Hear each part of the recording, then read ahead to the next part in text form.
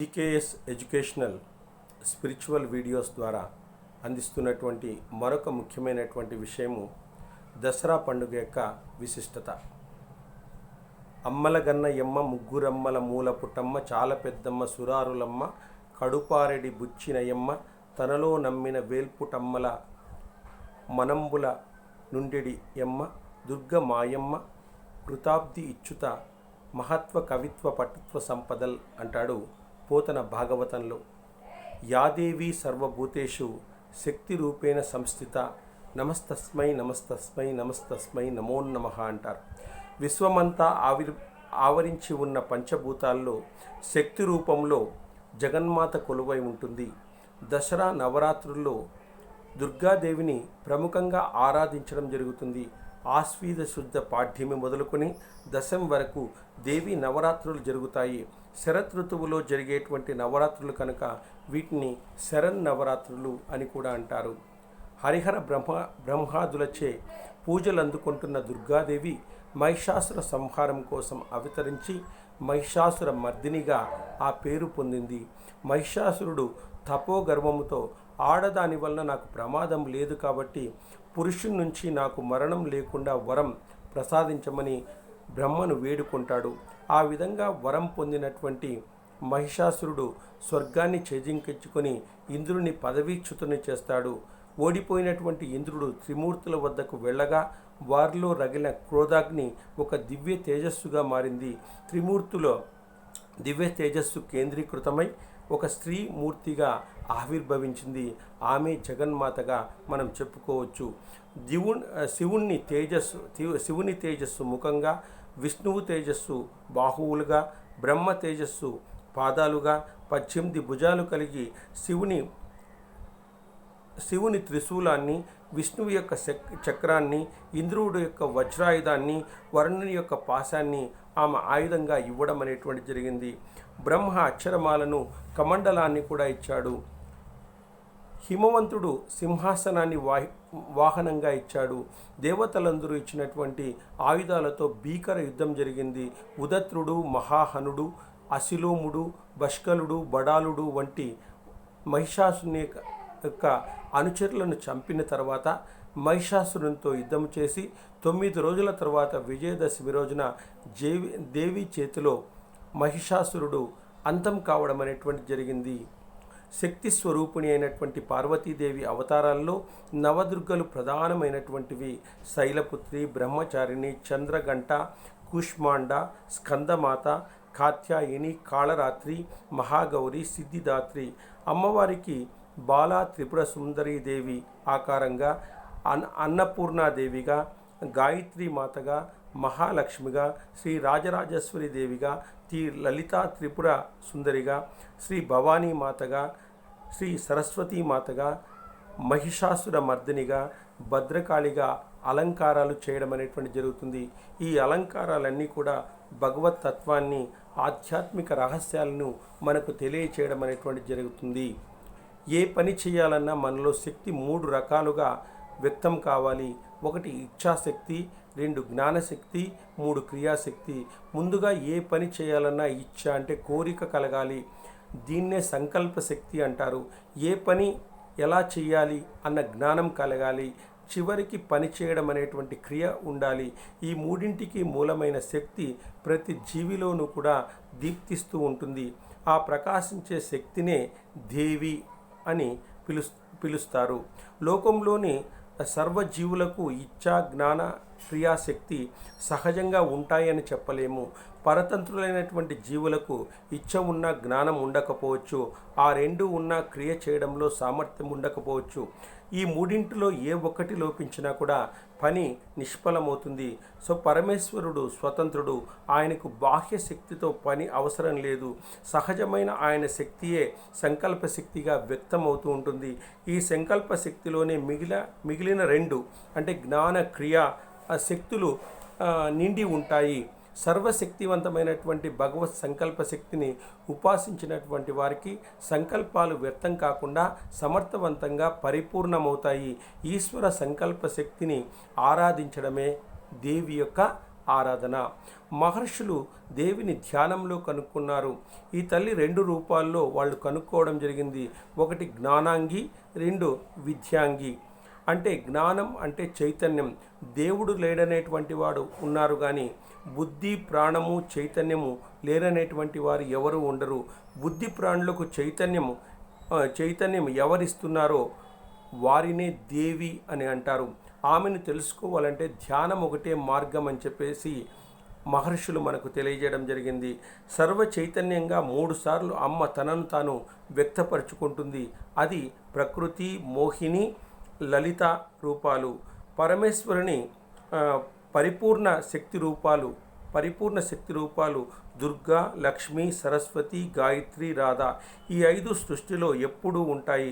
చైతన్య రూపమైనటువంటి పరమేశ్వరుడు తెలివితేటలు సరస్వతిగా, తనలో నుంచి తీసుకున్న సంపదలు లక్ష్మిగా, సృష్టిని నడపగలిగే శక్తిని దుర్గగా, పరమేశ్వరుడు తన తేజస్వరూపాన్ని సూర్యమండల మధ్యంగా గాయత్రిగా నిలపడం అనేటువంటి జరుగుతుంది. పరమేశ్వరుడు ప్రేమైక స్వరూపుడు కాబట్టి ఆయన శ్రీకృష్ణునిగా ఉన్నప్పుడు ఆయనకు సహకరించడానికి రాధ. ప్రధాన అంశాలు 5గా ఉంటాయి. గంగా, తులసి,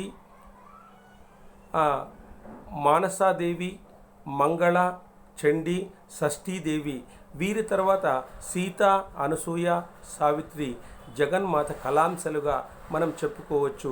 మహిషాసురుని సంహరించిన దుర్గగా అమ్మను పూజించడం జరుగుతుంది. మనసు మాటకు అందని పరతత్వమే దుర్గమం అంటారు. అందులో ఎవరు తేలిగ్గా ప్రవేశించడానికి వీలు లేదు. సాధనా యోగంతో పొందవలసినటువంటి తత్వం ఇది. దుర్మార్గము, దురాచారము, దుఃఖము, దుస్థితి ఇవన్నీ కూడా శబ్దాలతో కూడిన పదాలు. వీటన్నిటిని సమూలంగా తొలగిస్తుంది దుర్గామాత. రాగము, మదము, మోహము, చింత, అహంకారము, మమత, పాపము, క్రోధము, లోభము, పరిహారము మొదలగు దోషాలను హరిస్తుంది ఈ దుర్గామాత. దుర్గా అంటే పరుల బాధ లేకుండా మనల్ని రక్షించి ఆశ్రయం ఇచ్చేటువంటి చోటు అని మనం చెప్పుకోవచ్చు. ఈ సృష్టిలో ముఖ్యంగా పదార్థము, ప్రాణము, మనసు ఉంటుంది. మనసు ఎప్పుడూ కూడా పూర్తి సాక్షాత్కారాన్ని సిద్ధింప చేయడం అనేటువంటిది దాని యొక్క లక్షణము. మనలోని అహంకారము, బలహీనతలను త్యజించి శక్తిమాతకు పూర్తిగా సమర్పణ చేసుకుంటున్నప్పుడు ఆమె పరబ్రహ్మాన్ని, పరమతత్వాన్ని మనకు తెలియజేస్తుంది. అలా శక్తిమాతను అంతర్దర్శనం చేసినటువంటి అరవిందులు సావిత్రిలో చెప్పడం అనేటువంటి జరిగింది.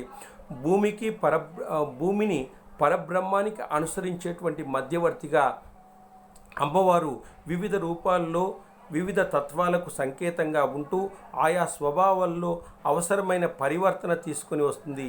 కల్ముషమైనటువంటి మనసు, సంకల్పాలను శుద్ధి చేస్తుంది. ఆమె యొక్క స్పర్శ భయాలను, విపత్తుల నుంచి రక్షించి మన కష్టాలను అవకాశాలుగా, వైఫల్యాలను విజయాలుగా, బలహీనతలను సామర్థ్యాలుగా పరివర్తన చెందిస్తుంది. చర్యలు, చలనాలు, శ్వాస కూడా ఆమె అవుతుంది. మనం ఆమెను సక్రమంగా ఆరాధిస్తే. మనలో నిజాయితీ, సంకల్పశక్తి ఉన్నంత వరకు ప్రతి అడుగులోనూ కూడా ఆమె సహాయం అనేటువంటిది ఉంటుంది. ద్వంద్వ బుద్ధి, మోసము, అసూయ, ద్వేషము, స్వార్థము, శత్రుత్వము ఉన్న చోట ఆమె అనుగ్రహము ఉండదు. ఆమె ఆగ్రహం ఉంటుంది.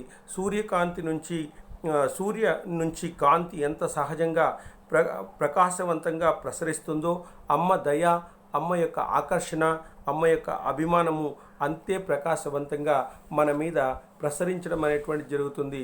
ఒక సాలెపుడుగు తనలో నుంచి తీసుకునే కోట్ల దారపు పోగలను సృష్టించుకొని వలలా విస్తరించుకొని ఒక చిన్న బిందువు మహా చైతన్య రూపంగా విస్తరించడం, మొత్తం సృష్టి అంతా తన చైతన్య కేంద్రంగా ఈరోజు అమ్మవారు నిలిచి ఉండడం అనేటువంటి జరిగింది. ఏ జీవి అయినా పిండ రూపంలో శిశువుగా 9 మాసాలు ఉంటాడు. ఈ 9 మాసాలకు ప్రతీకగా నవరాత్రుల్లో దేవిని ఆరాధించే విధానం వచ్చింది. నవరాత్రుల్లో దేవిని ఆరాధించిన వారికి, నవరాత్రుల్లో దేవిని ఆరాధించినటువంటి వారికి అంటే జీవునికి మళ్ళీ మాతృగర్భంలో ప్రవేశించి మరో జన్మ ఎత్తవలసినటువంటి అవసరం ఉండదని చెప్పేసి దేవి భాగవతం మనకు తెలియజేస్తుంది. దేవదానవులకు జరిగినటువంటి యుద్ధములో దేవతలు గెలవడం అనేటువంటి జరుగుతుంది. ఎప్పుడైతే దేవతలు గెలుస్తారో వాళ్ళు విజయ గర్వంతో పొంగిపోతూ ఉంటారు. అప్పుడు పరమాత్ముడు వీళ్ళకు బుద్ధి చెప్పాలి అనేటువంటి ఉద్దేశంతో ఒక యక్షుని రూపంగా మారి వాళ్ళ ముందు నిలబడడం జరుగుతుంది. వాళ్ళు విజయ గర్వంతో గందరగోళంగా ఉన్నటువంటి ఆ యక్షువును ఎవరు అని చెప్పేసి కనుక్కొని ఆ యక్షువు దగ్గరికి వెళ్ళి ఎవరితను అని చెప్పేసి అగ్నిదేవుణ్ణి మొట్టమొదటిసారిగా పంపించడం జరుగుతుంది ఆ యక్షుని దగ్గరికి.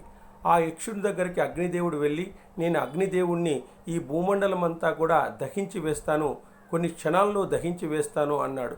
అప్పుడు ఆ యక్షుడు ఒక గడ్డి పరకను అగ్నిదేవుని ముందు పెట్టి దీన్ని దహించమంటాడు. అతను ఎంత దహించడానికి వెళ్ళినా కూడా అది దహింపబడదు. అప్పుడు అగ్నిదేవుడు వెనక్కి వచ్చేస్తాడు. తర్వాత వాయుదేవుడు వెళ్తాడు. వాయుదేవుడు వెళ్ళి, నేను వాయుదేవుడిని, ఆకాశంలో సంచరిస్తాను, దేన్నైనా కూడా నేను ఎత్తగలను అని చెప్పేసి గర్వముతో చెప్పడం జరుగుతుంది. అప్పుడు ఆ యక్షుడు ఒక గడ్డి పరకను పెట్టి దీన్ని ఎత్తమంటాడు. ఆ విధంగా వాయుదేవుడు ఎంత ప్రయత్నించినా కూడా అది ముందుకు కూడా కదలదు. అదేవిధంగా తర్వాత దేవతలకు రాజైనటువంటి ఇంద్రుడు వెళ్ళడం అనేటువంటి జరుగుతుంది. ఎప్పుడైతే ఇంద్రుడు వెళుతాడో అతను అదృశ్యం కావడం జరుగుతుంది. అప్పుడు ఇంద్రుడు అతన్ని వెంబడించడం జరుగుతుంది. ఆ ఆకాశ మార్గంలో వెళ్తూ ఒక త్రిమూర్తుల స్వరూపము ఇతనిలో ఆవరించి ఉన్నట్టుగా ఒక జగన్మాత రూపం అనేటువంటిది దర్శనమవుతుంది. సో అప్పుడు ఇంద్రుడు అనుకుంటాడు, సో ఇది మనం సాధించినటువంటి విజయం కాదు, భగవంతుని యొక్క సహకారం లేకుంటే మనం ఏ రోజు కూడా విజయాన్ని సాధించడానికి అవకాశం ఉండదు. కాబట్టి భగవంతుడే సర్వసమర్థుడు, స్వతంత్రుడు. ఆయన్ని అనుసరించే మనమందరూ ఉండాలని చెప్పేసి వాళ్ళ యొక్క గర్వాన్ని తగ్గించుకొని భగవద్భక్తికి ప్రాప్తులవుతారు. అదేవిధంగా మనం ప్రపంచంలో మనకి ఏమి జరిగినా కూడా, జీవునికి ఏమి జరిగినా కూడా అది భగవంతుని యొక్క అంశతో జరుగుతుంది. కాబట్టి అలాంటి భగవంతునికి మనం కృతజ్ఞత చెప్పడమే ఈ పండుగ యొక్క విశేషము. భగవంతుడు మనకు అన్నీ ఇవ్వడం అనేటువంటి జరిగింది. మనకు అన్నింటినీ ఇచ్చాడు భగవంతుడు. కాబట్టి వాళ్లకు ఇచ్చినటువంటి వాటికి మనం కృతజ్ఞత చెప్పడమే నిజంగా పండుగ యొక్క నిజమైన ఆరాధన అని చెప్తూ, ఈ వివరణ మీకు నచ్చినట్లయితే ఎవరికైనా షేర్ చేయండి లేదా సబ్స్క్రైబ్ చేయండి. Thank you very much.